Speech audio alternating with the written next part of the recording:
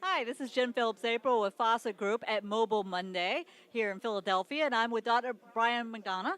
And Dr. Brian McDonough, you are at KS. KYW News Radio. And you have a medical show on there, is that correct? Well, I do health reports, like 1-minute reports on different health topics and things. It's a lot of fun. Very good. And you're also at Temple University. Yes, I'm on the faculty for family medicine there, correct. And then you're a practicing family practitioner. Right, I'm down at St. Francis in Wilmington, Delaware, is where I actually see patients. So tonight's topic was about the consumerization of healthcare. So healthcare and mobile. So what do you have to, you're the moderator tonight, and I'm sure you have a lot of ideas and suggestions about this. What's something that really comes to your mind about where this is going? Well, it's interesting because we talked obviously about a lot of the issues and problems associated with it, and somebody said you're trying to boil the ocean out there, which in a sense was a little frustrating for everybody. But really, when it comes down to it, so much of it comes down to communications.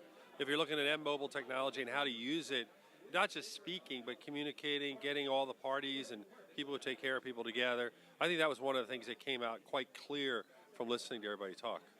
Right, so you really see an avenue for the ability for practitioners to communicate better with the other practitioners as well as with the patients.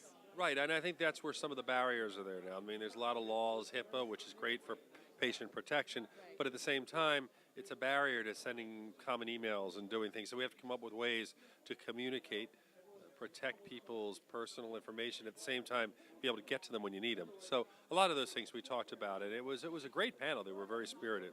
Oh, absolutely. It was a great discussion tonight. So what do you see as one of the, I mean, we all know HIPAA is supposed to protect our privacy in terms of our medical health, and yet email, you just mentioned, is a primary avenue of us communicating with one another. So you see that as a big barrier there. How do you think that may be overcome in the near future? Well, I think you'd have to worry about patient protection, and I think we got to move past a lot of the governmental rules and a lot of the things that determine meaningful use and how we're using computers. You can really start looking at the apps, looking at ways to use mobile technology. I always use the example, my kids can play computer games with kids all over the world, and yet here we are, we can't send a health record back and forth to patients without these complicated things. So I think what we have to start looking at is getting information to the people who need it. And I think part of what tonight was engaging the consumer to being involved. Most people don't really want to think about bad health. They don't want to think about hospitalization. They want to think about being healthy. So we have to find a way to get them involved with being a part of their own care and taking charge. And I think that's one of the big goals we have right now, empowering the patient. Oh, I like the sound of that.